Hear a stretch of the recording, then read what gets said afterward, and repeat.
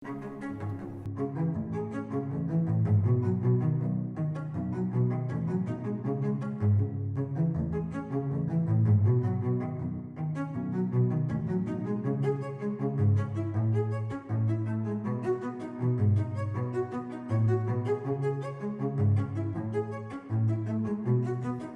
tal? Muy buenas tardes, soy Héctor de Mauleón, le agradezco que nos acompañe nuevamente en una emisión de El Foco. Le doy la bienvenida a Beca Duncan. Hola, ¿qué tal? Le doy la bienvenida a usted también, muy contento de verlos de nuevo. Estamos caminando por la explanada de la alcaldía de Miguel Hidalgo. Vamos a iniciar a partir de este momento una serie de recorridos por lugares históricos, lugares emblemáticos de esta alcaldía, pues que tiene una historia larguísima de contar, aunque comenzó a existir como delegación apenas en 1970.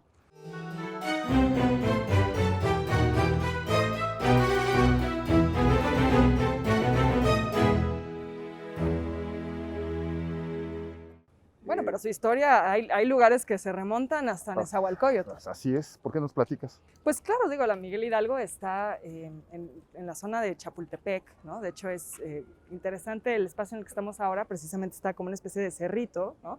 Que nos habla pues precisamente de cómo era la topografía de esta zona, que recuerda mucho al bosque de Chapultepec, y pues ahí, por supuesto, inicia su historia pues mucho antes, pero digamos que hay un momento muy importante que es ya la presencia de Nezahualcóyotl ahí en el bosque.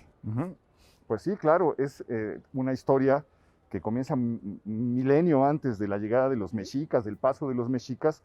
Se han encontrado en lo alto del cerro ya asentamientos de gente que ocupaba un lugar privilegiado, porque desde ahí se podía apreciar todo el valle de México, porque estaba rodeado de agua. Ahí salen precisamente los manantiales que un milenio después o 500 años después iban a alimentar México Tenochtitlan, y que durante mucho tiempo siguieron alimentando la ciudad virreinal. En estos asentamientos pues han aparecido cosas fabulosas, porque durante un periodo de 10 años de excavaciones en lo que es el cerro de Chapultepec, aparecieron desde las balas de la invasión norteamericana de 1847, los casquillos tirados ahí que quedaron enterrados, hasta restos de estos primeros habitantes que llegaron a este lugar, hicieron sus viviendas, enterraban a sus muertos bajo sus pies, encontraron gente en cuclillas, gente recostada sobre un costado, osamentas, una pareja que hallaron, que la pusieron como abrazada, una historia que echa a volar la imaginación, y restos de muchísima producción de aldeas. Cuando se hacen los juegos mecánicos, por ejemplo, al hacer los cimientos, aparece una aldea del tiempo que es contemporánea al esplendor teotihuacano, etcétera. Entonces, es un lugar pues, que tiene una larga historia que contar. Después de la conquista se vuelve una de las posesiones de Marqués del Valle, de Hernán Cortés, que agarra Coyoacán, agarra Tacubaya, lo que después es San Ángel, como Hasta principio. Santa Fe, en realidad. Hasta Oaxaca, ¿no? Bueno, sí. Como principio del marquesado, ¿no? Desde ahí se va extendiendo hasta que se lo arrebatan. Bueno, y esto que dices, Héctor, creo que también es muy importante, porque donde estamos ahora es muy cerca a la zona de Tacubaya, bueno, forma parte de lo que fue la villa de Tacubaya, y que también jugó un papel importantísimo a partir de ese momento en las conexiones que hubo, es decir, ya con los españoles asentados, con algunas otras zonas cercanas a la Ciudad de México, lo que ahora es el Estado de México, y que eran rutas comerciales importantísimas. Bueno, la calle de Madereros, ¿no? Exactamente, sí, sigue siendo una zona de paso si pensamos en el metro, en los camiones, o sea, es una zona que sigue jugando la terminal de un autobuses, papel, exactamente, sí, sí. En estas rutas comerciales que comenzaron después de la conquista. Está muy bien dicho.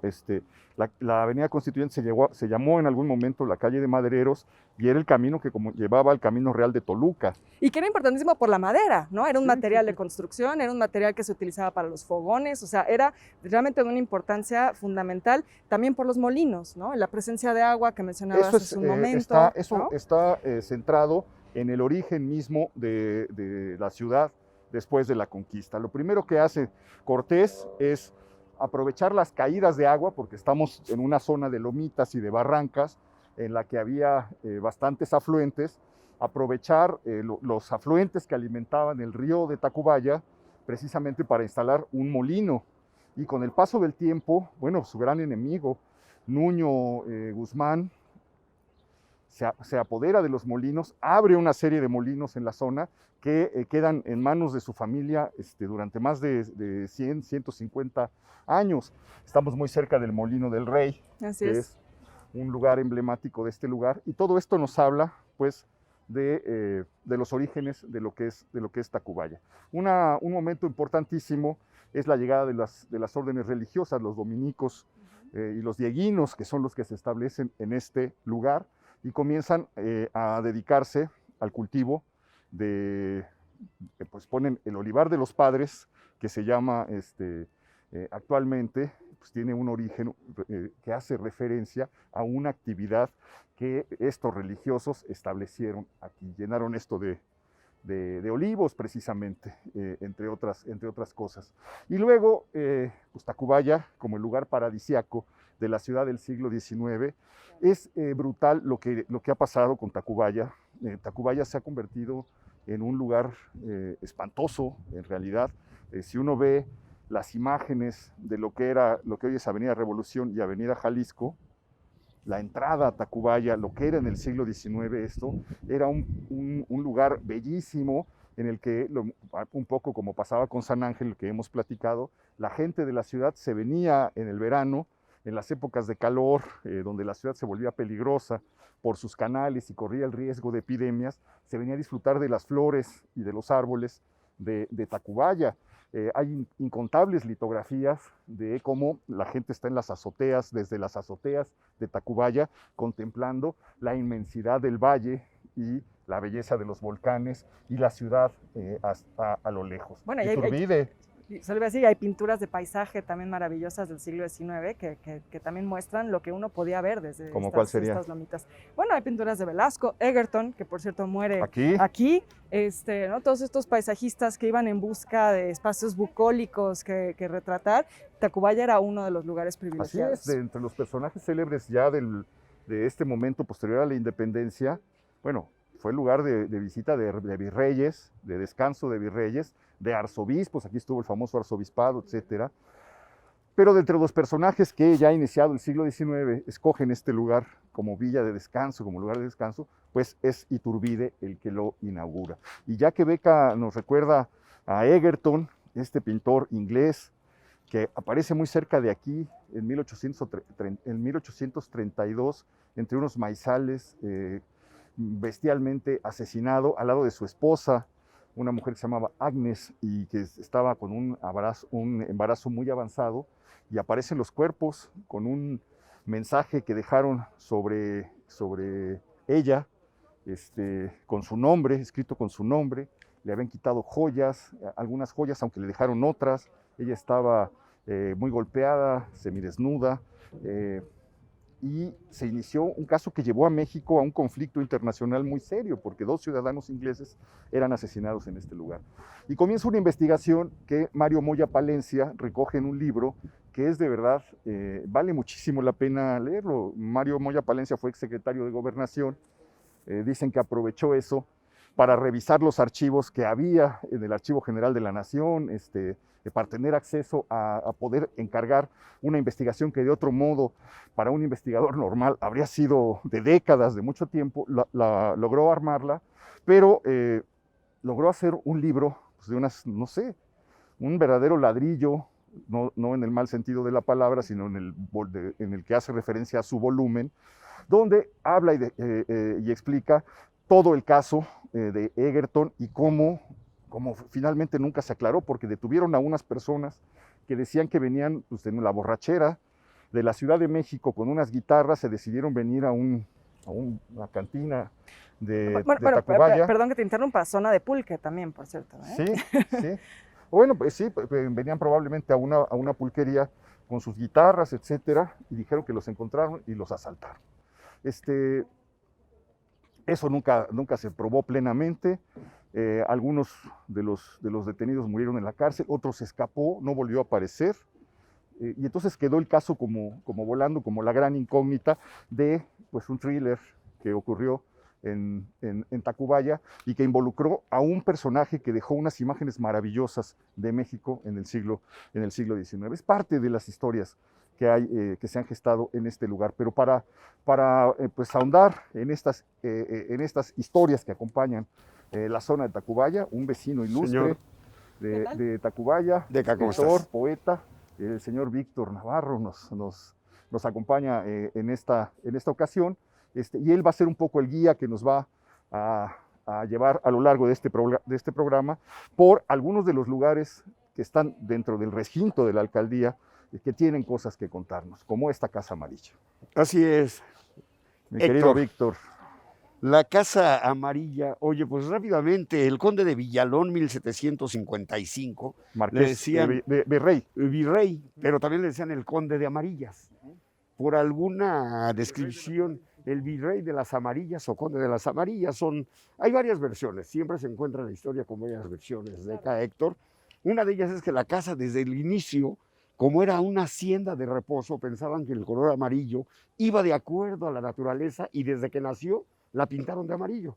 Entonces ha habido diferentes épocas ahora para resaltar esa historia, para retomar esa vieja historia, sigue siendo la Casa Amarilla y sigue pintada de amarillo. Que por cierto es el que hace la fuente de Chapultepec.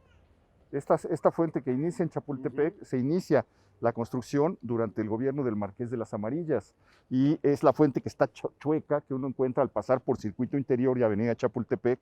Es muy difícil verla porque ya está rodeada de micros y de camiones y de puestos, pero quedó abandonada como en una glorietita. Yo no la veo y es muy doloroso porque es la fuente pública más antigua que hay en la ciudad.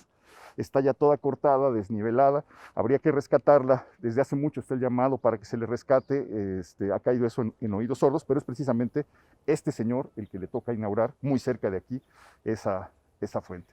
Y esta sería que como un lugar de descanso para él. Sí, desde el siglo XVI Tacubaya se caracterizó por tener haciendas de descanso. Eran lugares para que las familias españolas o descendientes de españoles, Nueva España, se vinieran a la villa de Tacubaya a descansar. Entonces, tanto la Casa Amarilla, primero con el conde de Amarillas, después con los condes de Rábago, que son los segundos que la habitan, era su lugar de descanso.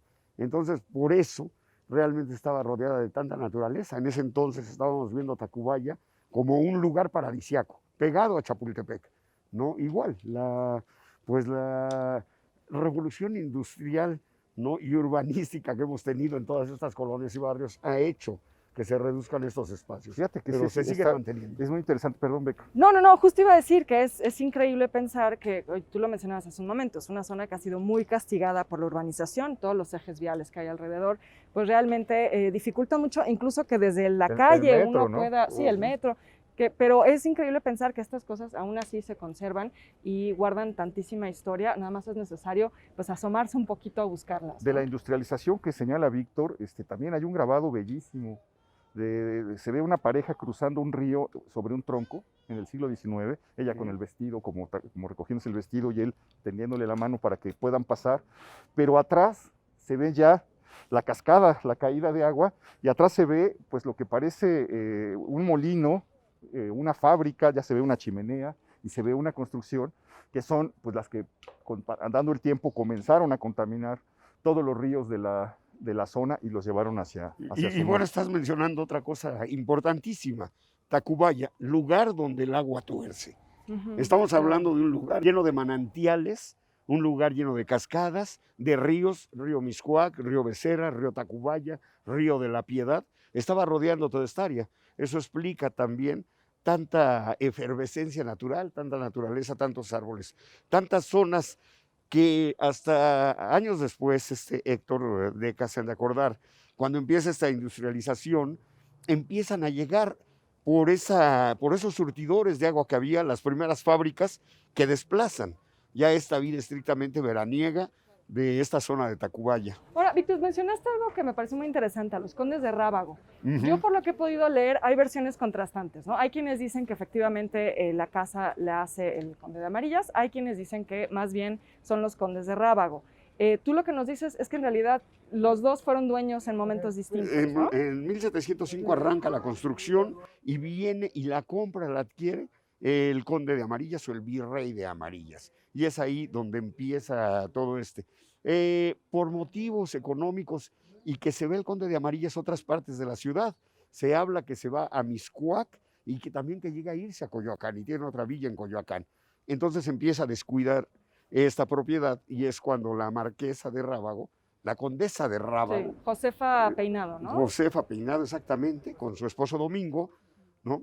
Adquieren la propiedad y empiezan a restaurarla y a darle nueva vida. Yo creo que ha habido 3 o 4 periodos, hasta este último ya institucional, en que la casa adquiere nuevas formas, pero se ha respetado, digamos que su arquitectura original y el continuar esa tradición, respetar esa historia de la construcción, ¿no? Por la importancia que merece en la zona. Muy bien, vamos a ver un poco del interior. Sí, sí, un patio excelente que era sin duda importantísimo. Gracias, gracias.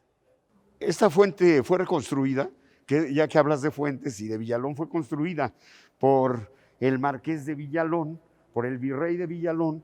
Se perdió en uno de los tantos cambios de dueños, pero con base a fotografías de la época, se supone que está reconstruida tal y como era. Y si te das cuenta, tiene ese tipo de linealidad de la fuente que hablabas antes, allá por Chapultepec, avenida por la entrada de Chapultepec. Muy bien. Nos da una idea más bien de cómo eran las grandes casas del siglo XVIII y cómo debieron haber sido la inmensidad de casas que la nobleza y la aristocracia se mandó a hacer en Tacubaya. Una entrada que daba acceso a un gran patio descubierto, desde luego, los corredores en los que se alineaban las dependencias que estaban relacionadas con el mantenimiento y la vida cotidiana de la casa, el lugar donde se guardaba el carbón, donde se almacenaban los granos, las cocinas, etcétera. Y luego, pues la gente casi la puede uno imaginar, Víctor, caminando por aquí para dirigirse a la planta noble. A sus aposentos. Así es. a las recámaras inmensas que tenían, a lugares de lujo. O sea, estos eran los escalones que nos llevaban exactamente a la parte alta, donde, bueno, primero el señor de Villalón, el conde de las Amarillas, y ya tiempo después los condes de Rábago pues, habitaban estos lugares tan amplios y estos espacios, ¿no? Que son esas escaleras que están hechas como para que las suban de manera solemne, ¿no? Se adaptan a la arquitectura. O las bajen también. Sí, claro. Sí, por supuesto, y con esos Tienen vestidos tan la amplios de los que hablas, para tenían que subirlos de esa manera. Sí, exacto. Bueno, y esto que mencionas, Héctor, de la funcionalidad de estos espacios, el tema de la fuente es importante también en ese sentido. No eran solo fuentes decorativas, eso es importante recordarlo. Por supuesto que muchas podían ser muy bellas, pero cumplían una función y era abastecer de agua a las casas, ¿no? Sí, no nada más era ornato, ¿no? Exactamente. Era cuando el ornato, cuando hasta tus labores cotidianas, prácticas de la vida diaria, el simple hecho de tomar agua, de surtir de agua, tu hábitat, tu casa, tu hacienda, significaba estar en relación con obras arquitectónicas exquisitas, muy bien hechas, artísticas, de gran valor hasta la fecha, ¿no? Es impresionante la sombra y la frescura que se siente en este espacio, lo cual nos habla de lo que debió ser el clima, ¿sí?, de Tacubaya. Aquí empezaba ya esta explosión de la naturaleza que se expresaba en flores, que en un clima que la gente venía a buscar y a disfrutar y que se prolongaba hasta San Ángel y hasta San Agustín de las Cuevas, que es el actual Tlalpan. Sí, una zona boscosa además, ¿no? Ahora es muy difícil imaginarlo porque está completamente urbanizada, pero realmente aquí ya empezamos, nos acercamos a Santa Fe, nos acercamos a toda esa zona. Habría ¿no? que imaginarse, por otro lado, estas casas como una extensión de los jardines exteriores, ¿eh? Porque en fotografías de época podemos ver que no había esquinas, Deca, Héctor, que estuvieran llenas de flores, que no estuvieran llenas de flores, de adornos florales, ¿no? Yo creo que era parte fundamental de esa vida cotidiana, de ese acontecer cotidiano. Si venías aquí a tus tiempos veraniegos, a pasarte los fines de semana o semanas enteras a gusto, pues obviamente la convivencia con la naturaleza, lo decías, era tanto en exteriores como en interiores, ¿eh? Muy bien. Oye, nos vamos a dirigir hacia dónde vamos ahorita. Vamos al patio, el de enfrente, el patio de enfrente de esta Casa Amarilla, que es donde después ya institucionalmente se empezaron a llevar las fiestas cívicas, las romerías y hasta los gritos que delegados y alcaldes Vamos a verla por acá. para acordarnos de la parsimonia que decías, Héctor, de la entrada el virrey de Amarillas. Sí, sí, sí. Entonces no era la entrada principal. No, esta era la salida a los jardines. La salida, exactamente. Sí. Y a la caballeriza, porque había atrás una caballeriza.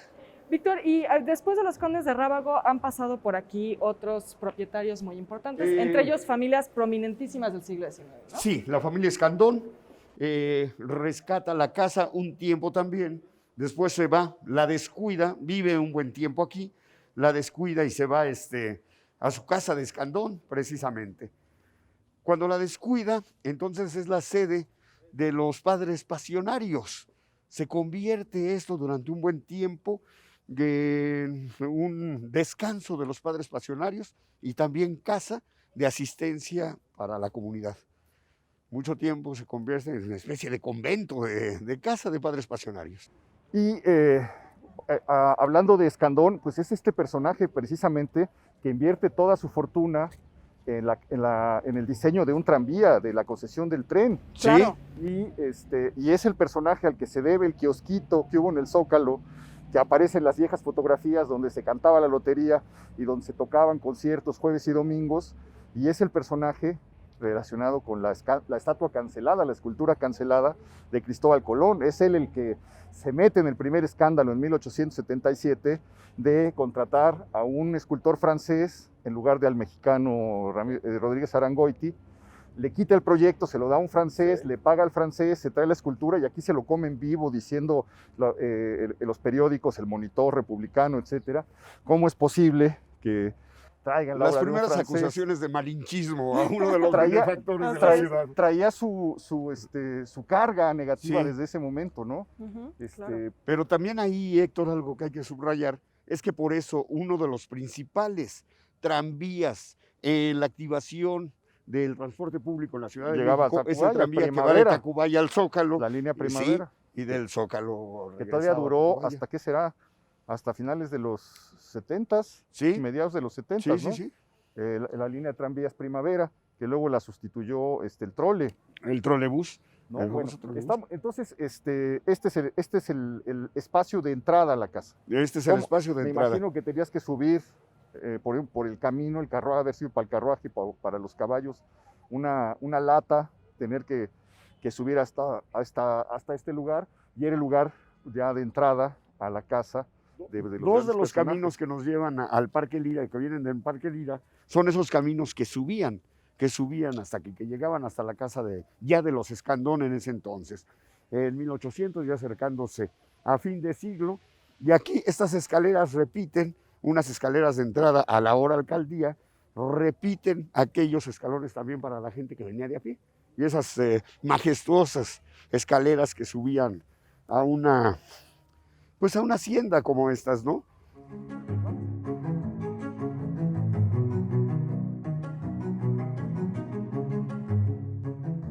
Estamos en otro lugar muy, muy interesante, Víctor. Tenemos de este lado una fuente. Otra de las fuentes, ya que hablábamos de ese enorme surtidor de agua que era Tacubaya, hay que ver que la casa está rodeada de fuentes. Ahorita en el Parque Lira podremos ver que a la fecha se mantienen como 10 fuentes todavía, ¿no? De diferentes estilos, pero todas muy de ese siglo XVIII, siglo XVII, XVIII y hasta aventurando el siglo XIX. Y había una alberca muy famosa, ¿no? Alberca en el sentido como lo utilizan los De españoles, Chapultepec. no, Ajá. como, Sí, por supuesto. no, aquí en el parque había también su propia alberca. Ahora esa alberca como la utilizamos nosotros para que den clases de natación, no, como lo utilizan los chilangos ya. de Tacubaya. Sí, sí. Ahora vienen a nadar, sí, está al fondo de lo que era la casa. Y esta construcción también es muy interesante porque está, digamos, a la vera de donde sería el acceso Sí, hacia la es casa. la caseta del de guardia, vigilancia, de vamos a decirle a la vigilancia, sí, gente. ¿verdad? Y agencia de vigilancia de entrada, salida, y también le serviría de casa a los peones, a los jardineros que trabajaban a la servidumbre, que trabajaban la parte frontal de la hacienda de la Casa Muy bien. Amarilla. Y nos decías que estos caminos por los que estamos caminando, Víctor. Este camino que son escaleras era la subida de las carretas. Ok. Este exactamente era la subida de las carretas. Entonces esos se han conservado. Se respetó el trazo original, pero ahora como ya no tenemos caballos, Claro. en este alto no los permiten, entonces llegan con No, qué maravilla. Lo que hoy es el Parque Lira, Ajá. y el acceso tendría que ser por Vicente Guía y lo que es Sí. José Vasconcelos. Exactamente. La avenida Chapultepec, para llegar a este lugar tenías que tomar la avenida Chapultepec, todavía con los arcos, pasar junto a donde está la cantina El Mirador. Y Sí, el calzada de bosque Tacubaya. Chapultepec. Referencia tenías obligada. que pasar por ahí. Entonces era Es un decir, abrevadero nada más. pasas por abajo del circuito interior. Sí. Hoy pasas por abajo del circuito interior. Ahí seguías de frente un camino que pasaba a un lado del bosque de Chapultepec, a la izquierda estaría el Mirador, y te sigues por Pedro Antonio de los Santos, te seguías por Pedro Antonio de los Santos hacia Hacia la casa de los Mier. Llegabas Claro. a la esquina hacia de la casa de la Mier. Condesa, de la Condesa, pasabas por la casa de la Ah, Condesa claro, primero. Claro. y seguías derecho Ujú. para entrar por lo que hoy es José Vasconcelos y Benjamín Franklin. Ahí se abría un triángulo que te llevaba el camino hacia San Ángel y una cosa que se abría para que entraras por lo que hoy es Avenida Jalisco a Tacubaya. Y Vicente Guía era una de las derivaciones que conducían de los laberintos interiores del lugar, del asentamiento de Tacubaya, que llevaban a los distintos lugares. Por aquí vivió, de hecho, en sus últimos años Guillermo Prieto, Sí, sí, sí. ya en la ancianidad, porque Prieto se casó como de 66 años con una joven de 19. Y de seguro era de Tacubaya, porque la escuela Él era de Guillermo Tacubaya. Prieto. Él era de Tacubaya. Sí, y la escuela Guillermo Prieto, que está a 2 cuadras de aquí del Parque Lira, de la Casa Amarilla, lleva ese nombre porque ahí fue la residencia de Guillermo Prieto, ¿no? Al lado de lo que hoy es el metro de Tacubaya. Muy bien. Entonces, pues ya nos da un poco una idea de lo que era esto. Se ha conservado atravesando los siglos este pequeño parque. Y al subir, mi querido Víctor, encontramos una iglesia pues que ya no no niega, sino que delata su origen, porque tiene que ser en el siglo XX cuando se levantó un edificio como estos. 1801 es la primera piedra que se pone y empieza a trabajarse en 1803, se inaugura como la capilla de la Sagradísima Virgen de Guadalupe. Ya es completamente Sí, neoclásica. es 1800. neoclásica, totalmente. 1800. Los vitrales de allá también lo manifiestan. A ver. Se comenzó. No, ahí dice que se comenzó el 5 de febrero de 1903. 903, un siglo después. Entonces, mira, nada más ya lo quería yo. O sea, No, es que sí se ve que es del La siglo XX. arquitectura. ¿no? de hecho parece sí, como muy de mediados del siglo XIX todavía, en el estilo del ladrillo, el Sí. estilo neoclásico, porfiriano. O sea, este es un estilo que vamos a encontrar muchísimo. No, y en lo que el pasa, Parque. Héctor, es que se construye donde había estado una Una pequeña antigua, es que es capillita, eso. Era la capillita de la Casa De la Amarilla, hacienda, claro, es decir, sí. de la Sí, hacienda. sí. Ya después en el siglo XIX exactamente, en 1900, es cuando ya se retoma y se hace esta Ya cuando están construcción, los- ya con esta Sí, construcción. sí. No, pero digamos, la manera en la que está hecha, pues ya Sí. es muy del siglo XX. Sí, como muy porfiriana, ¿no? Todavía, sí, o sea, sí. es decir, no es ya, digamos, arquitectura moderna, pero sí porfiriana. Es- Y esto era corresponde... la capilla de la casa. De la Sobre casa. esas ruinas, que probablemente eran de 1800. Ujú. De 1801. Sí. Se empieza a construir un siglo más tarde esta fábrica, este edificio. Este santuario que duró, aquí lo característico es que ya con los movimientos cristeros, con la revolución, viene a durar únicamente, opera 15 años realmente como capilla de Guadalupe. Ya después, después de la revolución, empieza a tener ya otro uso, se vuelve archivo de toda esta parte de la Ciudad de México, después se vuelve la escuela hogar para varones, ¿no? En el gobierno de Lázaro Cárdenas se expropia todo esto, lo que es la hacienda y lo que es esta ex capilla, y se convierten en la escuela hogar para varones, que es una escuela que le da servicio a los muchachos que andaban sin casa, que vivían, y que en todo este barrio era muy famosa la escuela Claro. hogar para varones. Y también se trataba un poco de enseñarles oficios, Sí, ¿no? sí, Es sí, decir, por no solo supuesto. ser una especie de orfanato. Y los sábados sino había que- fútbol. Muy Venían a bien. jugar fútbol los muchachos de la colonia con los Ujú. muchachos que estaban internados, y a los de la colonia les robaban sus zapatos. Es una de las anécdotas ya en los años 50, 60. Los chavos de la casa de varón. Sí, cuando venían a jugar aquí Muy les bien. robaban. ¿Podemos entrar, Víctor? Sí, por supuesto, está abierto. A ver, te seguimos. Bueno, después, ya en los años 60 se vuelve biblioteca y empieza a haber actividades culturales. Cuando ya esto es sede delegacional, y aparte es hermosísima. Bellísima y tiene una acústica maravillosa, ¿no? Hay un piano de cola que vamos a ver ahorita que ya tiene 40 años aquí, y ha habido conciertos tanto de música barroca, mucho de música clásica, como Alberto Zuckerman, que vive muy cerca de aquí, ha dado 2 o 3 conciertos de jazz, entonces se presta para hacer estas actividades culturales. Entonces, esto que estamos viendo ahora, digamos, es el edificio actual, no la capilla original, corresponde a este momento en el que los Escandón se van, abandonan la casa. Exactamente, sí. Y se convierte en casa de los pasionistas. De los pasionistas, de los padres pasionistas. Esto es a principios ya del 20. Del 20, sí. Aquí tenemos este piano de cola que sin duda es uno de los baluartes que hay aquí en la capilla. Y ven, y allá está toda la construcción original y la mantienen como realmente era. Qué bonito. Del Sí, coro, es ¿verdad? Totalmente Sí. porfiriano, ¿no? Sí, ahí se ve. Y los vitrales que alcanzamos a ver también son otra de las joyas que cabe resaltar de esta ex capilla de Guadalupe. ¿Hay alguna información sobre de dónde venían los vitrales? Muchas veces estos se mandaban a hacer a fábricas europeas.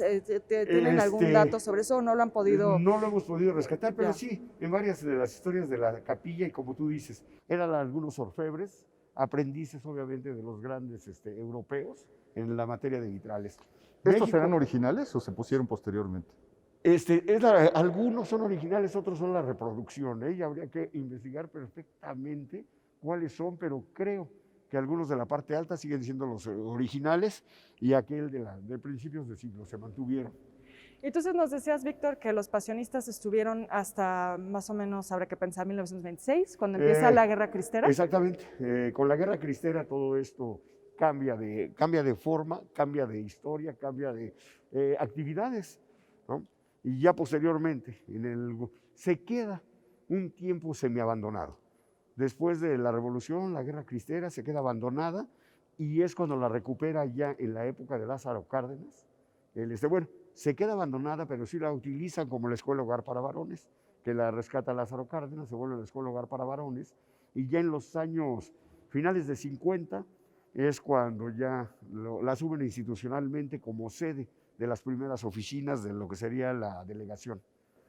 Vamos a hacer una pequeña pausa antes de continuar con nuestro recorrido. No se vaya, acompáñenos.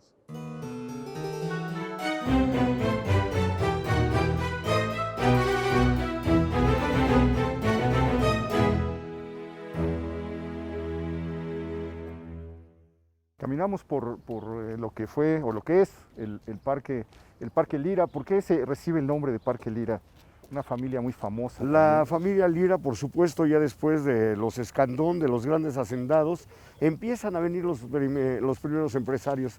Hablábamos, ya que las familias, además de ser familias aristocráticas, Deca Héctor, son familias que ya empiezan a crecer con las primeras fábricas e industrias y negocios, las fábricas de textiles, en lo que era aquí la fábrica Baco, después de instrumentos de medición y para niños, reglas, compases. Antes fue una fábrica de textiles.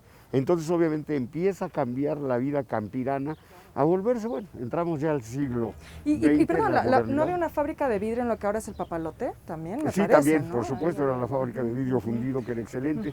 Que no dudemos que los artesanos que hayan hecho algunos de los vitrales ya posteriores y ya en el siglo pasado hayan sido Claro. de artesanos que ahí trabajaron con esta fábrica. ¿En esas fábricas de vidrio se harían las canicas? Sí, por supuesto. Sí, Dos ¿verdad? calles aquí abajo, General Había unas, Cano, ¿verdad? había una fábrica de canicas que íbamos de La niños Paloma, todos a ¿cómo se comprar llamaban? las bombonas, No, pero la fábrica. las agüitas. sí. La fábrica, Sí, deja ver. Sí, agüitas, trébol. bombonas. Sí, las bombochas, esas que, Sí, las... que te había que Nosotros, tirar de bueno. huesito, porque si la tirabas de uñita no te salvabas. No te criticaban todo el día en el salón. Bueno, y aquí imagínense las fiestas. Esta pérgola era, yo creo que, pues uno de los espacios gozosos ya de esas familias que ya de aristocracia plena pasaban a hacer esta aristocracia y primera generación de empresarios aquí en lo que es la villa de Tacubaya, ya ahora convertida en una de las partes importantes de la ciudad, ¿no? Y con ese desarrollo económico y obviamente también arquitectónico. Entonces ya podemos verlo como una sala de descanso, de fiestas, y sí, de arte. sí. Ujú. Esta pérgola hay que imaginarlo un poco así, como está con las bugambilias, cubierta por una enramada que le daba alguna sombra, donde se podría poner una orquesta o donde se podría poner una mesa para para banquetes, etcétera, y la gente bailando aquí, disfrutando una tarde de Tacubaya en tiempos de la familia Lira Mora, por ahí de 1905, 1910, 1915, ¿no? Exactamente. Y bueno, hay que entender también un poco este tipo de construcciones en un contexto mucho más amplio de un estilo, un gusto que comenzó a cobrar fuerza en el siglo XIX, sobre todo en Europa, que se conocía como folly, en inglés, el capricho. Y es un momento bien interesante donde se fusiona de alguna manera la arquitectura y el diseño de paisaje, y comienza a raíz del redescubrimiento de Pompeya a finales del siglo XVIII. Entonces, sí, y no deja de referirse a eso, de es que ese es un poco el punto. ¿Ves ahorita esa enramada ahí cayendo sobre Así este es. pequeño techo de la pérgola? El punto de estos caprichos arquitectónicos es que se construían en los grandes jardines de las familias aristocráticas, y era un poco para tener la experiencia de ser como el arqueólogo que se encuentra de pronto azarosamente con una construcción antigua. Entonces comienza a ver como este fervor por el hallazgo, por el descubrimiento, por la arqueología, en el momento en el que están naciendo esta disciplina.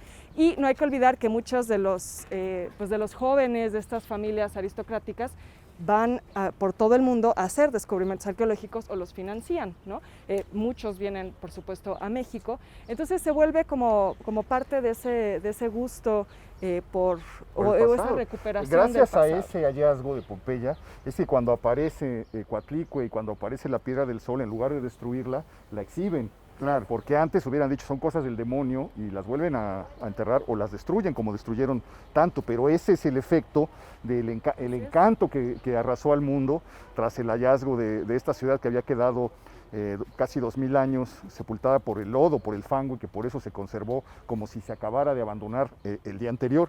Esto nos da una idea de la antigüedad de la pérgola, cómo creció la bugambilia, y es más o menos lo que se buscaba, que estuvieran estas pérgolas cubiertas precisamente. Que fueran parte del paisaje arquitectónico, que se volvieran parte del paisaje, ¿no?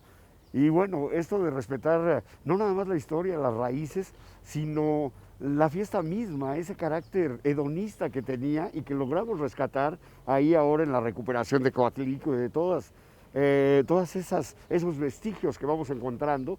También vemos, Héctor Deca, parte del festejo, de la fiesta, de la ceremonia que se hacía, ¿no? Y creo que se va contribuyendo, y la relación que encuentras también entre la cultura europea y toda esa combinación con nuestra cultura ya en el siglo XX, en el siglo XIX y entrada del siglo XX, por supuesto. Otra fuente, como habíamos visto, como habíamos dicho. Oye, nos falta, perdón, Víctor, nos falta hablar del Tacubaya histórico, porque ahora que estábamos hablando de los primeros lustros y de la familia Lira, pues de aquí sale el general Manuel Mondragón al frente de un ejército para ir a liberar a Félix Díaz y tomar Palacio Nacional la madrugada del 9 de febrero de 1913. Aquí, a unas calles, está la pastelería de este señor, donde unos militares borrachos arman un escándalo y le hacen unos destrozos. Y el señor, no pastelería, dije pastelería, no, el establecimiento era una especie de taberna, de cantina. Se lo destrozan unos oficiales y este señor pone una demanda que termina en la llamada Guerra de los Pasteles. Enfrente de la Condesa, de la construcción de la Condesa, que es ahora la embajada rusa, ahí en Calzada de Tacubaya. Bueno, y Leonardo Márquez, ¿no? Aquí se hace el plan de Tacubaya. Aquí se hace lo de los mártires de Tacubaya, que es donde el tigre de Tacubaya vence a Santos degollado. El general Márquez. Y hace la matanza que provoca que se desate como nunca antes, cuenta por ahí Francisco Zarco, el odio en México, ¿no? Claro. Este poema de Ignacio Manuel Altamirano, que es considerado el poema más violento de la literatura mexicana, dedicado a los que hicieron eso, a los mártires de Tacubaya, y que les dice guerra sin tregua ni cuartel, y que no haya descanso ni siquiera en la tierra de la patria para ellos, es decir, ni siquiera muertos se van a poder quedar enterrados aquí, ¿no? Bueno, y hay que hablar también de por qué la calle lleva el nombre 11 de abril, porque estamos hablando que en esa época de los mártires de Tacubaya es un 11 de abril, cuando ocurre esa matanza de los médicos que salieron, se habían levantado en armas unos rebeldes, salen los médicos del hospitalito que estaba ubicado en la ahora calle de Abril, esquina con Revolución, ahora avenida Revolución, salen los médicos del hospitalito a levantar a los que quedaron más o menos vivos, a la gente que podía salvarse. Uno de los soldados de retaguardia se dio cuenta de ello, le avisó al tigre de Tacubaya, al general Márquez, y se regresó y dijo, pues ahora también a los médicos les va a tocar. De ahí un poco la alusión a mártires de Tacubaya. Y el tigre. Y por eso fue tan escandaloso en su momento, porque en realidad pues lo que hizo Leonardo Márquez fue asesinar a civiles y a médicos, ¿no? Sí, sí, sí. Entonces, bueno, sí son las... El las hermano de gestas. Juana Mateos, del escritor Juana Mateos, muere ahí, muere el escritor Juan Díaz Covarrubias, ¿no? Es uno de los mártires. Viene a verlos, viene a buscarlos Altamirano al día siguiente y encuentra los cadáveres despedazados a culatazos, con el cráneo destrozados a culatazos. De ahí empieza ese repunte, esto es en el 59, empieza el repunte que dejó más muertos que nunca en todo el siglo XIX en México, un país ya completamente partido, en donde no cabía la visión del otro, el otro tenía que ser borrado. Tenía que ser exterminado. Bueno, y aparte la cuestión geográfica, cómo la cuestión geográfica tiene que ver con el desarrollo de hechos esos históricos.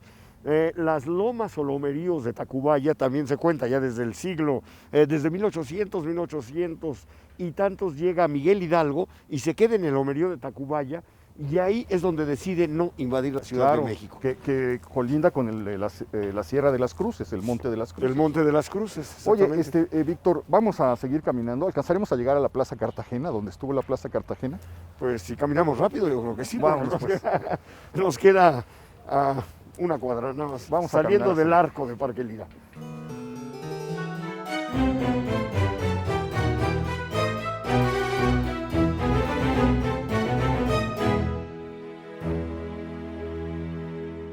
Pues el gran pasaje, mira nada más, Héctor Deca, el gran pasaje sin duda, la entrada que pues, era importante y majestuosa aquí a la residencia de los Lira y Mora, una entrada maravillosa con el arco del que hablabas, Deca.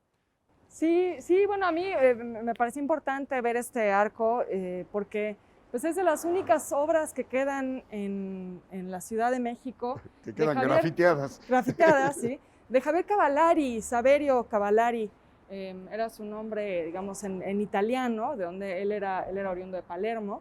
Y pues es una figura importante en nuestro país porque fue director de la Academia de San Carlos. Ajá. Y sin embargo no se conserva casi nada de lo que hizo en el país, o bueno, en la ciudad, salvo quizá este arco. Y es parte de una remodelación por la que pasó el Parque Lira durante un momento en el que perteneció a Eustaquio Barrón, de origen español, él. Y bueno, pues manda a hacer esta remodelación, pues ni más ni menos que al arquitecto que está dirigiendo a la academia, pues nos podemos imaginar el nivel de esta familia, ¿no? Y Cavallari es interesante porque precisamente lo que mencionábamos hace un momento, es una de estas figuras que empiezan a impulsar mucho el fervor por las culturas grecorromanas, que gracias al hallazgo de Pompeya es lo que lleva a la irrupción del neoclásico en nuestras ciudades, algo que Héctor siempre lamenta. Sí, con columnas dóricas. Así es, y Cavallari va a ser muy importante en ese proceso porque él va a hacer algunos de los primeros trabajos arqueológicos en Italia, hace trabajos arqueológicos sobre todo en Sicilia, y va a ser pues de las primeras personas que comienza a hacer excavaciones ya de una manera rigurosa, con estudios de suelo, y él trae todos esos conocimientos a México. Mira, es muy interesante porque además ya está muy deteriorado, aquí está un poco abandonado, pero se alcanza a ver cómo ya se rompió el coronamiento, digamos, sí, ¿no? Que era extraordinariamente delicado el trabajo, más delicado incluso que en el resto del... No, y bueno, este techo increíble con una referencia al panteón romano, de alguna manera. Entonces, sí, bueno, un arquitecto realmente interesante, virtuoso, y pues una lástima que sea lo único que se conserva y que se conserve en este estado. Y el neoclásico, ¿no? Como dices, ¿no? Pero bueno, esperemos que ya haya la sensibilidad de restaurar. Así es. Sí, hombre, ojalá. Estos eran los accesos, ahí están las habitaciones a los lados, del que sería el portero, el vigilante, etcétera. Sin duda había un portón, ¿no? Seguramente, sí, ¿no? Así es. Y bueno, pues salimos a la avenida Parque Lira, es una avenida muy, muy estrecha, Vamos a caminar hacia el sur para tratar de encontrar lo que queda, si es que algo queda, una plaza central que fue el corazón de Tacubaya. Vamos a ver si lo encontramos. Acompáñenos.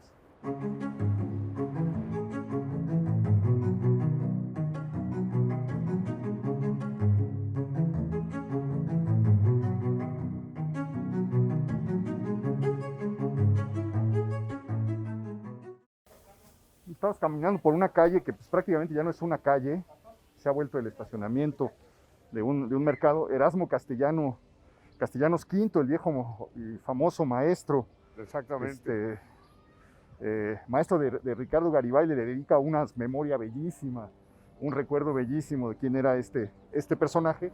Y estamos entrando, Víctor, a lo que fue el corazón de ese viejo Tacubaya perdido, desaparecido. Exactamente, ubicados al fondo estaban los portales de Cartagena. Ahí en los portales de Cartagena, unos portales que albergaban panadería, una tienda de todo, tienda casi de raya, por supuesto, la cantina, los portales de Cartagena, que ahora por los barrios de la Roma en Medellín, nació aquí. Y bueno, esos portales eran parte de la historia comercial y de esa... Qué bien te sabes las direcciones de esos esos establecimientos. De los portales, bueno, es que es historia y historia de aquí, de Tacubaya. Y bueno, aquí empieza a florecer lo que sería el comercio, la vida comercial de Tacubaya. Pasamos atrás de la calle Erasmo Castellanos V estaba la estación del tren, el tren que iba a la venta, que traía y llevaba a la gente a la venta, a la entrada al Estado de México, a Toluca, a toda esa parte. Entonces toda la gente que venía de Coajimalpa, del Estado de México, de Toluca, llegaba aquí a Tacubaya. Por eso se vuelve un centro comercial, pero aparte todavía guardaba, Héctor, guardaba todavía ese ambiente campirano, ese ambiente de grandes haciendas, había mucha vegetación, parques, por lo cual algunos personajes importantes, Héctor, tú lo sabes, se vinieron a vivir aquí, a la Tacubaya ya, entrando a Santana. Era donde le gustaba venir a tener sus fiestas, los gallos y todo eso. Estaba viendo esa construcción. Sí, justo. Sí. ¿Qué será ahí eso? Se ve, ¿no? Esta es una de las construcciones que estaría a la par de los años 20, de principios del siglo pasado, con los portales de Cartagena. Exactamente donde está atrás ese edificio, estaban ubicados de ahí hacia unos 40, 50 metros atrás los portales de Cartagena. Bueno, entonces, ¿y por qué Cartagena? Porque por un español, un señor español que se vino a vivir aquí y que venía de Cartagena, obviamente se trajo la herencia española, el apellido, y se quedó aquí y se instala, y a esta plaza en su honor y a los portales son Portales de Cartagena y la Plaza Cartagena y Mercado Cartagena. Relata Guillermo Prieto que nace en la Plaza Cartagena. Ajá, sí, y cuentan que venía esto antes. Ya 1930, 35, se vuelve todo este espacio hasta la avenida Jalisco, el Mercado de la Paz. Un viejo mercado extensísimo que llegaba hasta avenida Jalisco y inmediatamente después estaba el rastro de ferrería, Campus Tacubaya, vamos a decirle, ¿no? Aquí estaba el rastro de ferrería. Y del otro lado, ya lo mencionabas, Héctor, se alcanza a ver por ahí unos edificios donde está la escuela Guillermo Prieto, que era la casa exactamente de don Guillermo Prieto. Donde nace, donde muere Guillermo Prieto. Donde pasa la vida de Guillermo Prieto.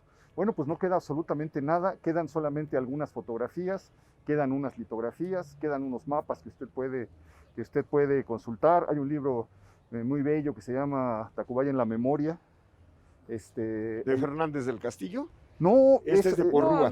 No, es un libro muy reciente. Sí. El otro me parece que se llama Historias de Tacubaya. Es una memoria fresca. Sí, Fernández del Castillo pues es un clásico para reconstruir la historia de Tacubaya. No, hay un libro que se llama Tacubaya en la memoria, tendrá unos 30 años que lo editaron. Sí, mucho como de historia oral, ¿no? De gente...